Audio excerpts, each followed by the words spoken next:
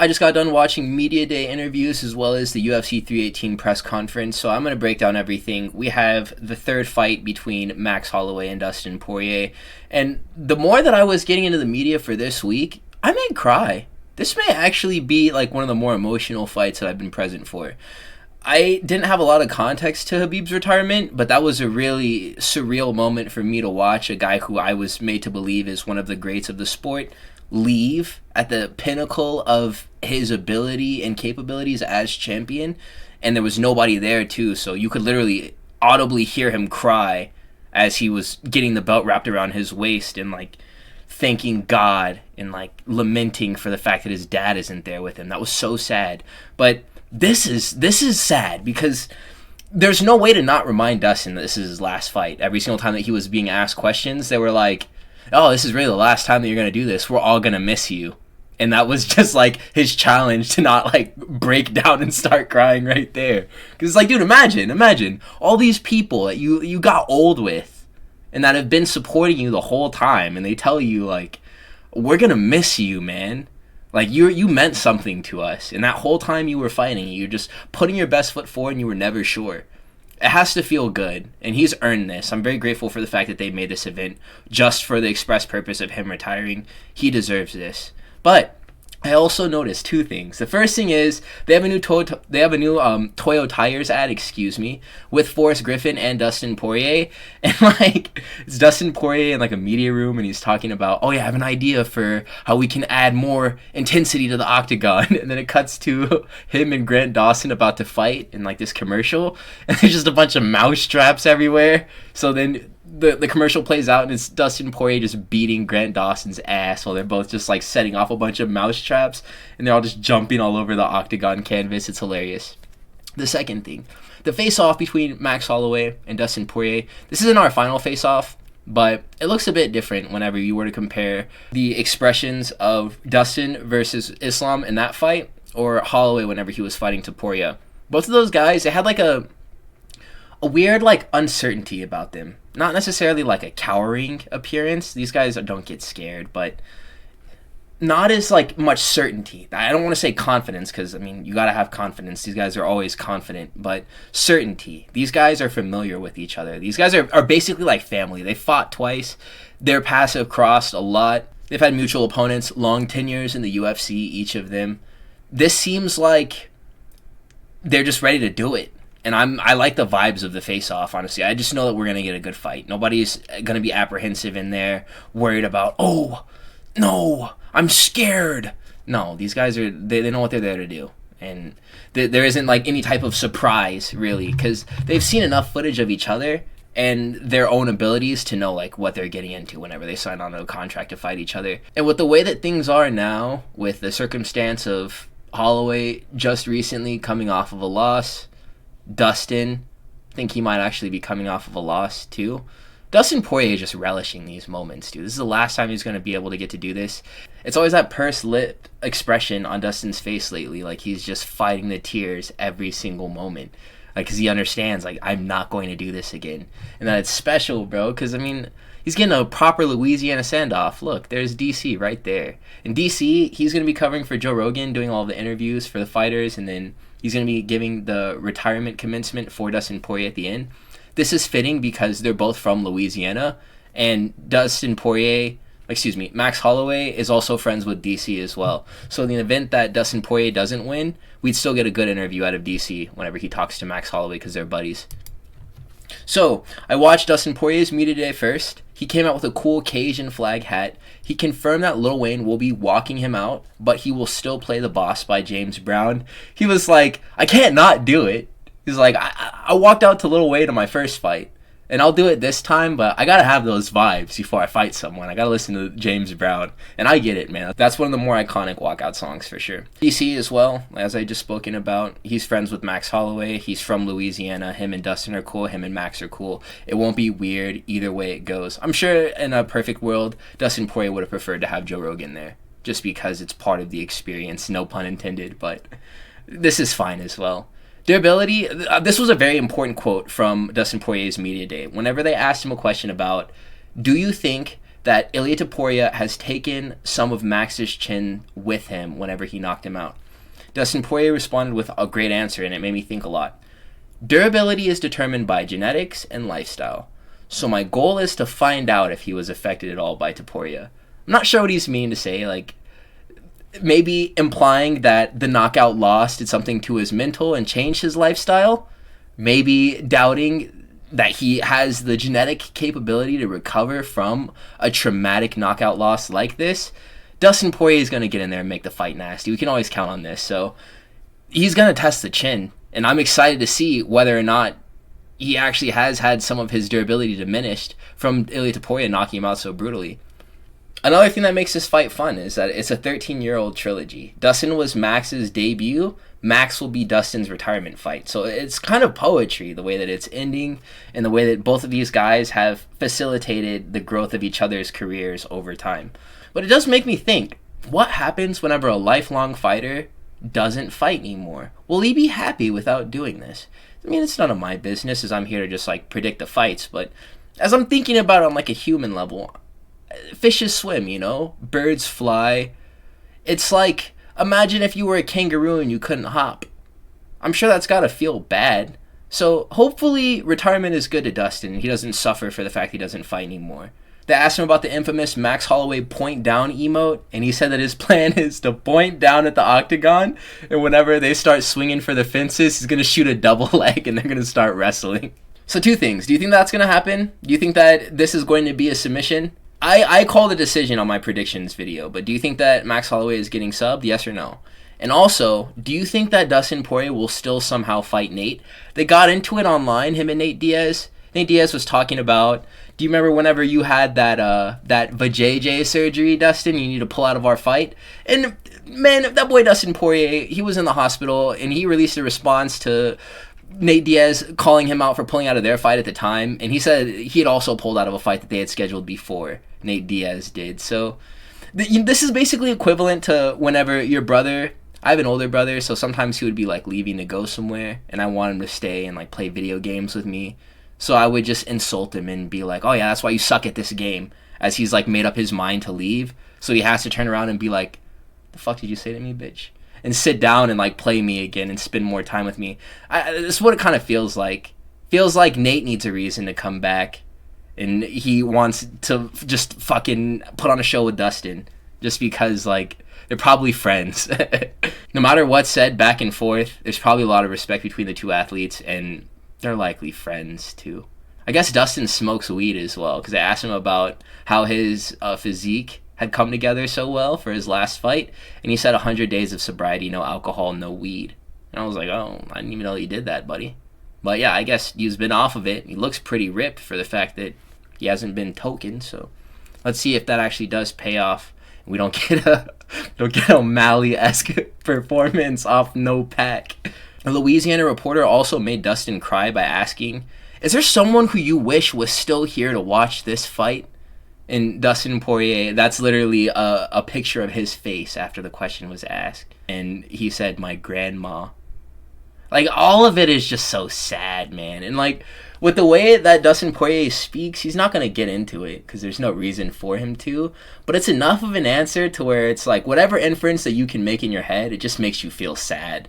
Poirier says that after fighting, he doesn't want to coach, he doesn't want to open a gym, he just wants to help develop champions at American Top Team, or he wants to work as an analyst for the UFC as well.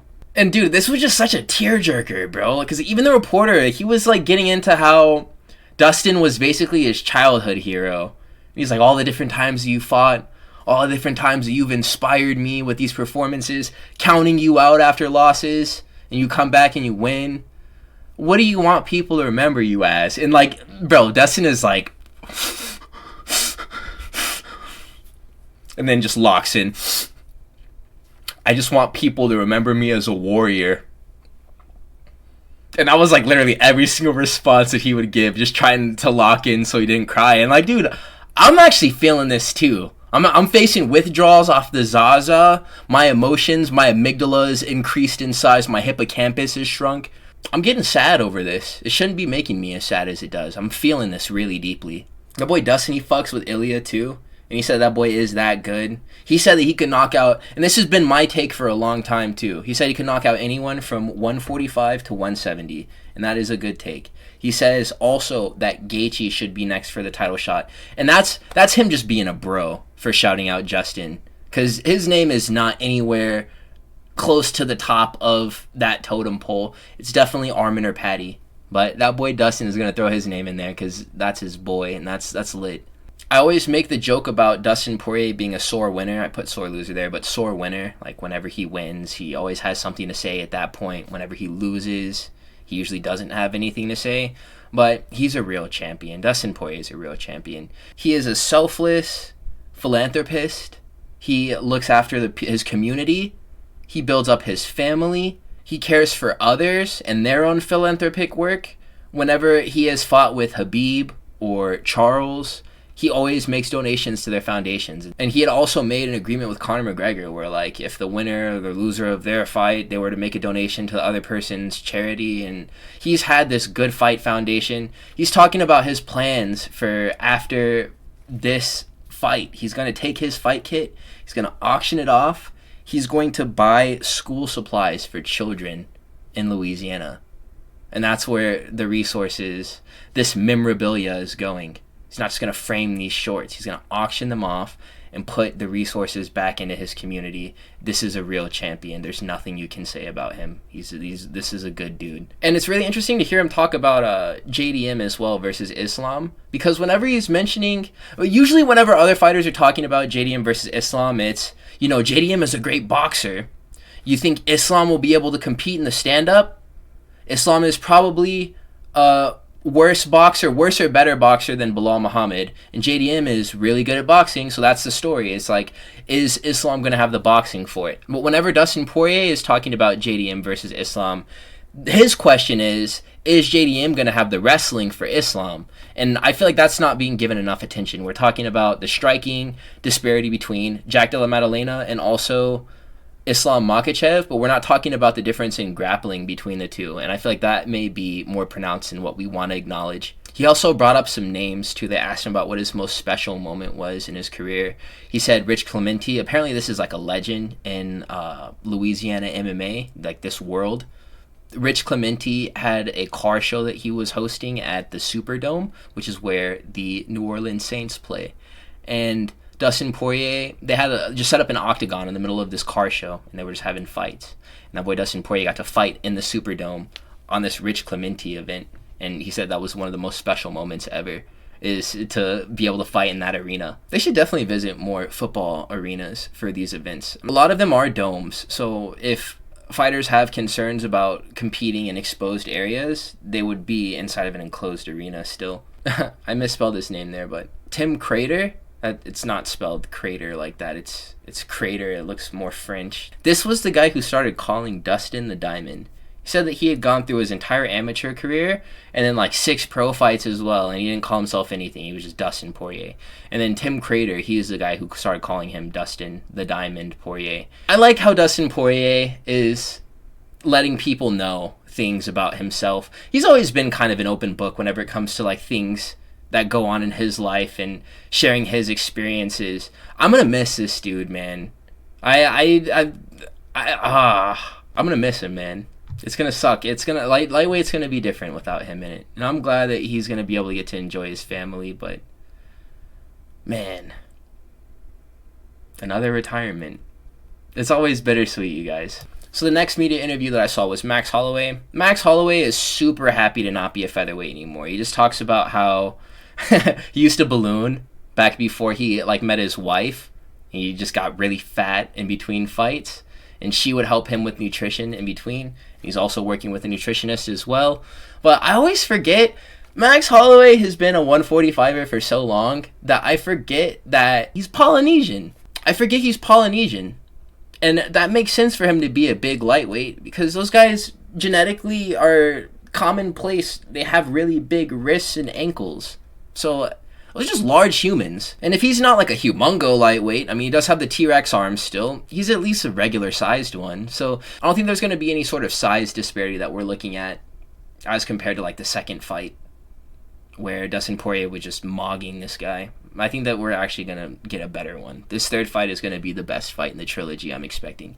I was nervous about watching Max Holloway's media day because he'd been saying some weird stuff in interviews lately, to the point where I wanted to call him a sore loser for the fact that he said Ilia Topuria's run is not that impressive at the bottom left corner of the screen. Volk was coming off of what he did, the Islam knockout. Oliveira was on a one-fight win streak. But that still doesn't explain his win over Max Holloway.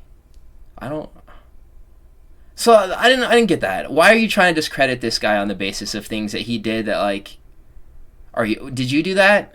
And then also he talks about how Justin Gaethje hit harder than Ilia. And he's like, I felt that Gaethje hits hard and Gaethje kicks hard. When Ilia hit me, nothing was like, oh man, he hits hard or whatever. That's like, the only thing that kind of makes this like a bit more understandable is the fact that Ilia Topuria was hating on Max Holloway's knockout over Gaethje. So it could just be them playing the dozens with each other. But Max Holloway, be real, dude. Be real. He hits hard. That guy hits hard. Charles Oliveira said that, like, that's the hardest hitter that he's ever fought. And that nobody's ever made him sleep that way. Nobody's ever made you sleep that way. So how could that not be your opinion as well? But what I found is whenever I did watch these interviews is that he didn't actually have a bad attitude at all. And people are definitely dragging this and being like, oh yeah, Max is being salty, or he's acting a lot like Anthony Smith right now, talking about things he would do on paper. If anything, he just seemed kind of annoyed that nobody wanted to hate on him there in Louisiana. He kept on saying, like, you guys better be booing me. This is Dustin's last fight and he's at home. You better show this man some respect and boo me. And nobody did, because they all dislike him too.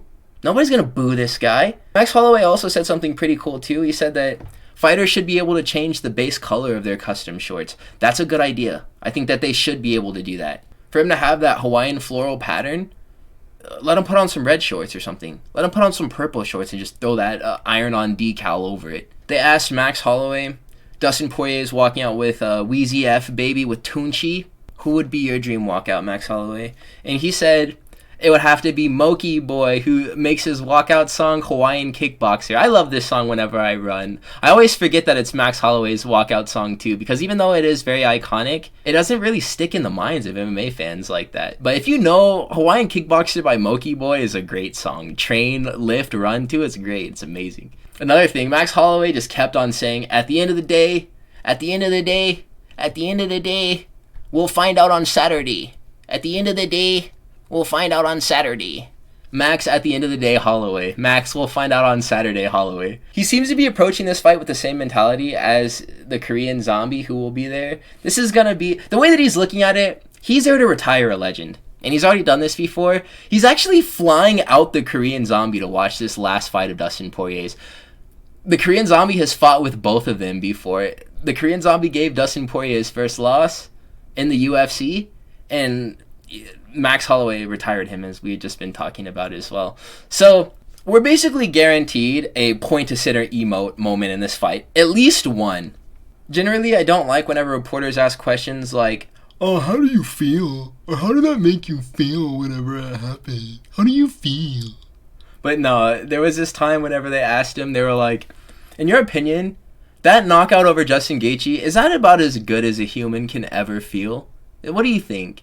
And Max Holloway was like, no, man, I'm just like you guys. Like, I'll put $100 on red whenever I'm gambling on my stake streams, and that'll make me feel good, you guys. But that's what he likened it to. He likened the feeling of knocking out Gaethje to putting $100 on red on the roulette wheel and hitting, which is super funny.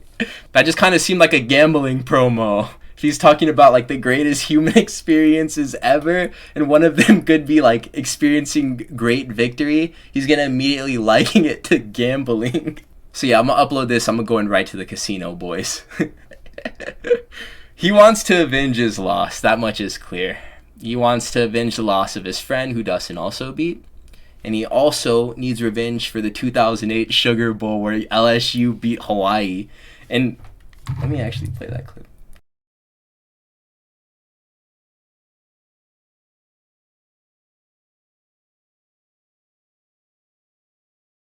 For somebody, whenever you get a shot to try and get one of the loss, this man got 2 wins over me. You know, he got a win over one of my friends, And he freaking and in Hawaii football a long time ago, Cole Brennan era, they lost in the Sugar Bowl here, brother. This is terrible over here. Hawaii needs something in Louisiana, brother. That was like the best part of this media day, and they boo him. Like, that's so funny. And he was actually excited about this too, because like nobody was being mean to him. And he was like asking them, he was like, you guys, I want you to be mean to me. Like, we're doing a thing right now. Dustin Poirier needs his moment. Be mean to me. And they were like, I can't. Literally, reporters are telling him, they're like, I can't, bro. I can't. I literally just can't. I like you too much. And to put the baby to rest on all the different, Ilya to Poirier backhanded comments that have been going back and forth, whenever he did start mentioning Ilya, all hispeto on this day. He says, Ilya deserves to move up and chase Islam, but I want the rematch. I just know I can't ask him to wait for me while he is aiming for that. So he doesn't have unrealistic expectations for how he wants that timeline to go. He doesn't have this main character syndrome that's leading him to be like, yeah, Ilya's meant to fight with me. And now he's champion. That rematch is supposed to happen so that I can get my belt. And I'm the main character. It's not like that at all. He's like, if we do end up getting a fight, cool. But I know that he wants to go up to 170, and he deserves it. He explicitly said that Ilya deserves it. He deserves to do that. This is sportsmanship. I like the mentality of both of the main eventing fighters. Let's talk about some other people who will be on the card that got media day interviews. Paulo Costa. This is the lip service CEO. He says, I'm bringing out the old Boachino. I want to hurt him, Roman Coppola, blah, blah, blah, blah, blah, blah, blah. Paulo Costa, he's a laughingstock if he loses this fight after doubling down the way that he has. Talking about, like, he wants to fight with, I need to fight with Khamzat Chimaev. Because he DM'd my wife, he DM'd my girlfriend, and he said he was going to beat me up to her. And I mean, that is kind of that's a line that I am surprised that Khamzat Chimaev crossed, because, I mean, talking trash is one thing, but as a Muslim, he's kind of going against his own morality and, like, reaching out to this woman who is not like his, This is someone else's woman, and he's, like, direct messaging her. That's not moral, bro. Like, based off of, like, Quranic teachings, like, we should not be doing that, bro. This fight is going to decide if I or many of you will ever put faith in Costa again. This was Paulo Costa's last finish in the UFC at UFC 226 in 2018 over Uriah Hall. And he was landing so many low blows this entire fight. It wasn't even a clean knockout, but he did score it. And then we got the Yoel Romero fight right afterwards in 2019. He wins that, but there was no finish, even though, is that not one of the most flush head kicks that you've ever seen in your life? And Paulo Costa looks like a bronze granite statue, right? So how in the Sam hell is this man landing these types of strikes on people without KOing them? How did he land that flush of a head kick on Yoel Romero without knocking him out? How did he land a spinning wheel kick connecting with the heel of his foot across the chin of Whitaker and not knock him out? And Whitaker is historically known for having a bad chin. How is this even possible? And for him to be so muscular, and for him to look like he's hitting so hard, and he does no damage. It would probably be worth asking him, but it's just that same blank expression on his face all the time. And it really does kind of kill me, dude, because is it really that much to ask for him to just be good? Like, dude, he was like number 5 ranked at one point, and he held that ranking for like a long time. He's at like number 13. I think he is at number 13. And like, how is that even possible? It's been 6 years since this man has won. And he hasn't been the most active, yeah, but I don't understand it. Vettori, bro, like how? The Whitaker fight, like, you literally won it right there. Like, that's literally the frame in which he won the fight, and he still somehow lost. I don't get it. I just don't understand. He seems motivated, but he's said all of this stuff before, so I really need to see it in order to believe it. Man, it's not like I don't want to believe it. It's Paulo Costa, bro. Like, we love Paulo Costa. Secret juice, man. But, like, this guy's turned into the boy who cried wolf. And, like, whenever he says that he's going to get scary and hurt people, I just don't believe it anymore. This is one of the more notable interviews that I watched, and I am going to give my thoughts on it right now. God, this is actually really hard to talk about. Marvin Vettori, like, this depressed me. Like, this actually just made me sad watching this video. There's an auditory hole in this man's spirit. Just recently, on April 15th of 2025, Marvin Vettori's brother, Patrick Vettori, he died in a house fire, and he released a statement on his Instagram, and he had said that, like, this is a void that cannot be filled. And, like, dude, I have a brother, too, and, like, I would feel the exact same way if something were to ever happen to him. I would just feel empty all the time. And it's so sad to watch him, like, go through this. I'm sorry, dude. It's, like, really difficult for me to talk about, because it's, like, he said that, like, he's always been, like, a pillar of strength for his family, and they've always leaned on him, and he's fighting so he can still support them and honor the memory of his brother, since he was always like a figure of strength for him while he lived. And that made me sad, because his tonality, it doesn't change. It looks like Marvin Vettori has cried all that he can over this, and that, like, he can just talk about it now because just the deep pain that he's endured for so long pertaining to this, and it'll never right itself. Like, if you have a brother and, like, you're close with him, you know, like, that's just, like, you need that bond. Like, you need him. Like, you guys came out of the same womb. Like, that must be so difficult. And he said that, like, he doesn't feel anything about fighting anymore because, like, the hardest thing that's ever happened to him in his life has already taken place. What can you even say to that, man? Because it's not like it was just peaches and creamville for him leading up to this event happening. It was, like, in June 2023, this man, he, like, the slap tear, I think it was. His labrum tore his rotator cuff and also his bicep too, just right off the bone.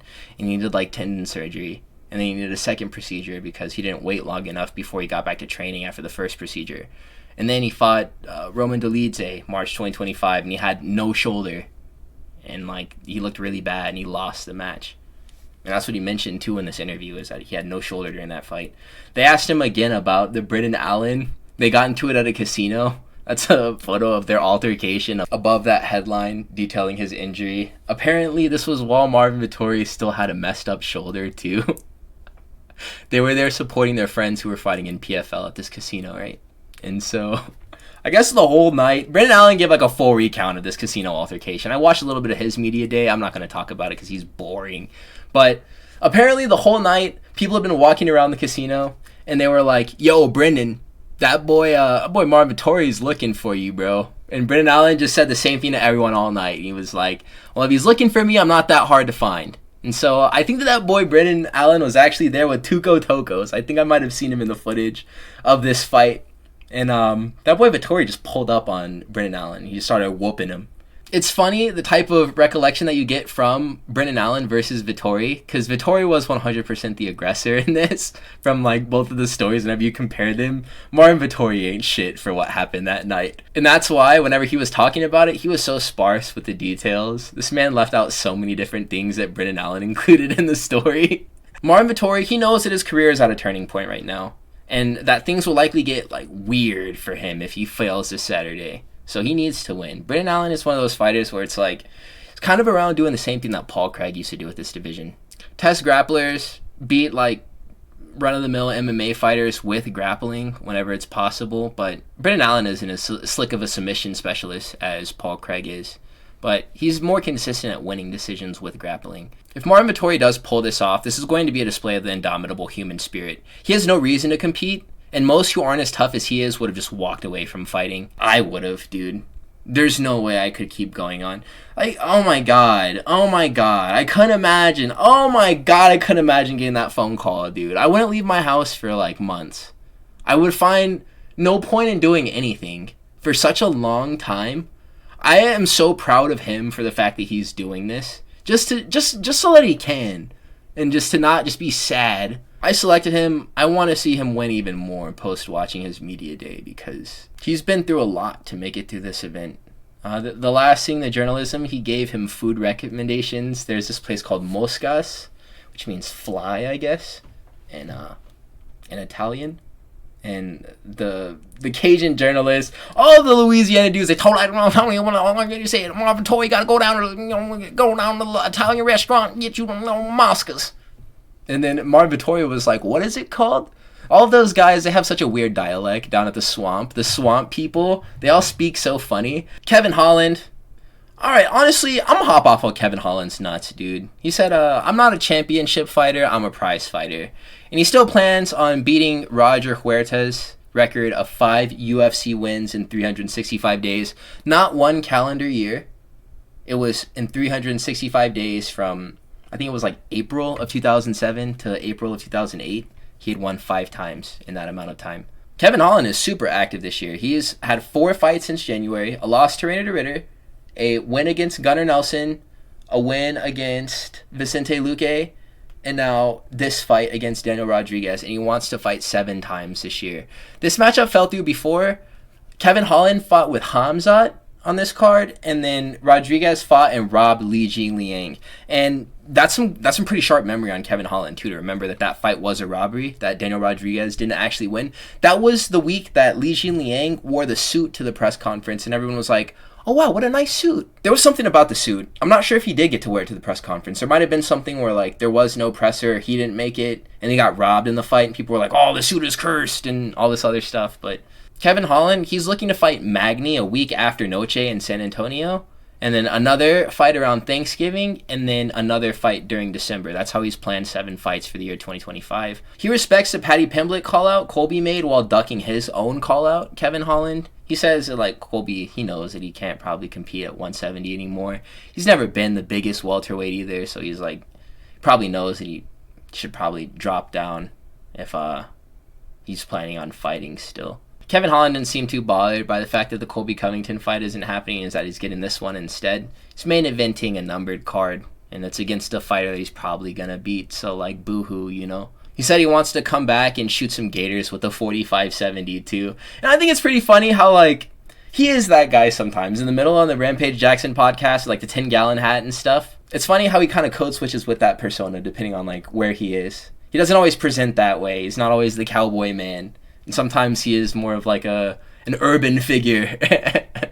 Kevin Holland is a funny guy, man. I'm excited to watch him fight. So here, let's talk about the presser itself. This event, this entire thing is like a formality that was done out of respect for the Diamond. Too often do legends get slept in featured prelim fights or on the main event of cards that they don't get built around them. If you think about Glover Teixeira, the way that his retirement was handled, Jose Aldo, he actually did retire once before the last time that he retired. And I think that his first go at retirement was better, and they made like a video or something about him. The second one was pretty underwhelming because I'm not sure if anyone even knew that he was going to do it. And it already happened before, so name me one thing that's just as good the second time. Nah, I already know. Name another time that the promotion has been this serious about a retirement. Like, we're building an entire event around it. They wouldn't do this for anybody else except for someone that they deemed special. And Dustin Poirier very much is. Another thing that I think is, like, really funny, too, is how little respect Patricio Pitbull gets from everyone.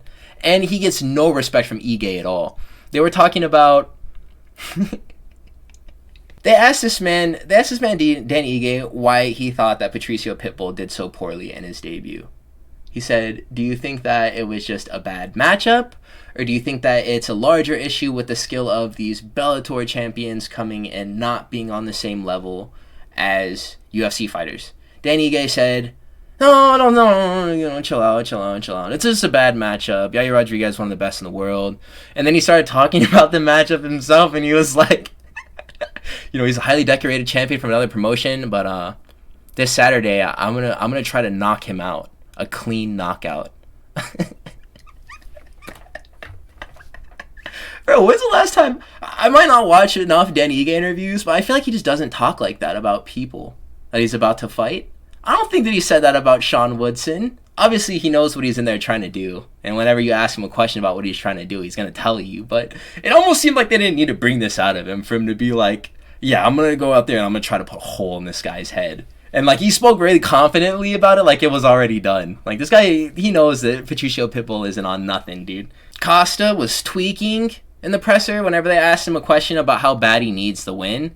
And he said, "Oh, I need to beat, the mutual hit me and Gourmet Chin Chin have for each other." He called him the Gourmet Chin Chin again. I always think that's so funny. He says, Chimaev, I'm going to beat him. I'm going to bring fire into Octagon this Saturday. And everyone cheered. And then Patricio Pitbull gave his statement at the very end. He said he was going to bring the fire into the cage too. So if that guy's co-signing this bring the fire thing into the cage, nobody's bringing the fire between the two of them. Just look at Paulo Costa, man, at the bottom of the screen there. It just looks like he doesn't think, bro. It just looks like this man is like, there's a hamster in there just running on a wheel infinitely. Michael Johnson owns Daniel Zellhuber. Daniel Zellhuber, this guy, I don't like how much he talks, bro, to be honest. And Michael Johnson was calling him out. He was like, I don't really respect the way that he got this fight by just running his mouth online. They got into a beef together. That boy Michael Johnson and Daniel Zellhuber. Daniel Zellhuber has some broken English, and he was talking to him, and he was like, he was honestly cooking, bro. He was cooking. Because he said to Michael Johnson, he was like, you over there in the corner, why don't you just shut the fuck up? And that boy Michael Johnson was like, I don't even understand what you're saying to me right now. He's like, and I know you're just talking, just trying to get under my skin, and it's like, but the thing about it is, you probably grew up watching me, and this is just kind of like a fan thing for you. And that boy Daniel Zellhuber was like, actually, I did grow up watching you. And then that boy Michael Johnson was like, I know, it's kind of gay to me, the way that you had this obsession, but it's okay. And that boy Daniel Zellhuber just... You didn't have shit to say after that. I mean, like, you just got 10-8'd by Michael Johnson on the mic. It happens, bro. I think, no, Justin Gaethje actually got Michael Johnson on the mic. Michael Johnson was talking about, I eat pieces of shit like you for breakfast. And Justin Gaethje was like, you eat pieces of shit? That boy Michael Johnson was like, Max Holloway was actually pretty excited to get booed whenever he sat down and they were asking the first question. He was like, oh, there it is. You guys are booing me. And then he like brought attention to it and everyone stopped. And he was like, I want you guys to boo me and show this man respect. He kept on saying it. Show this man Dustin respect and boo me. And then everyone was just like, no, man, we're not going to do that. And then that boy Dustin, he leans over and he says something to Max. And Max gets on the mic and he's like, oh, Dustin told me to say this. Gumbo sucks, you guys. Gumbo sucks. I don't like gumbo. And nobody booed him even then. Like, dude, Max Holloway is just, he has no enemies. Dustin Poirier, they just have no enemies. These guys are these are two of the most universally liked fighters on the roster. Like, the more that, like, the deeper we get into this fight week, the more that I realize how much everyone just fucks with both of them. And how much I fuck with both of them, to be honest. Like, I like both of these fighters a lot. Russia showed up for Roman, who seems to understand that he's getting a free one. There was a lot of Russian journalists there asking Roman Kopylov a question. One of the last questions that they asked Roman Kopylov was, Paulo Costa believes that he should be fighting for a best-looking MFR belt, but he doesn't think that it should be introduced in a fight with you because he doesn't think that you look very good. And our boy Roman Kopylov gave a cold-ass answer. I really like whenever the foreign languages have really succinct sentences, but they just say a lot. The answer to the question of, what do you have to say about Paulo Costa thinking that you don't look very attractive enough to fight for this belt that he's saying that he should get? Our boy Roman Kopylov said, we'll have to see it until after the fight because maybe things change. Intimating, I'm going to beat you until you look hideous and I look better than you. I'm going to ruin your face. That's what he said to him in Russian. Loki, that was cold-blooded, bro. And he only needed like 6 words to really convey that message. And that was lit. That was lit. There was minimal noise out of Holland in this press conference. Both of the main event fighters are wanting Wheezy F Baby to put that belt around whoever wins. They asked a question. They were like, Mark Coleman, Dwayne The Rock Johnson were the first two to put the belt around whoever won the title. And that boy Dustin was like, let Wheezy do it. And that boy Max was like, oh man, I'm going to be cool with that too. I'm like, why wouldn't you be? That'll be lit. I was watching Patricio Pitbull up there, and it just immediately reminded me of the Jordan Peterson Lobster lesson, where whenever lobsters fight, the winner, he has a serotonergic response, and Jordan Peterson be like, the serotonin, it makes the lobsters get all big, and they hold up their claws, and the other lobster loses serotonin, and from there, his brain dissolves and is replaced by a subordinate brain. My bitch bad and bougie, cooking up dope with an Uzi. But yeah, bro, like, if there is a lobster hierarchy going on, that boy Patricio Pitbull is gonna have like no dopamine left by the end of this weekend, bro. All his serotonin is gonna be gone. So fellas, this is going to be a big card. Next week, we're going to be followed by the Abu Dhabi event. We're about to see Robert Whittaker fight Rainer Ritter, man. So I'm gonna have an upload tomorrow. please stay posted for that and also my recap following the event. Like, comment, and subscribe as well, please. And I will catch you fellas in the next one.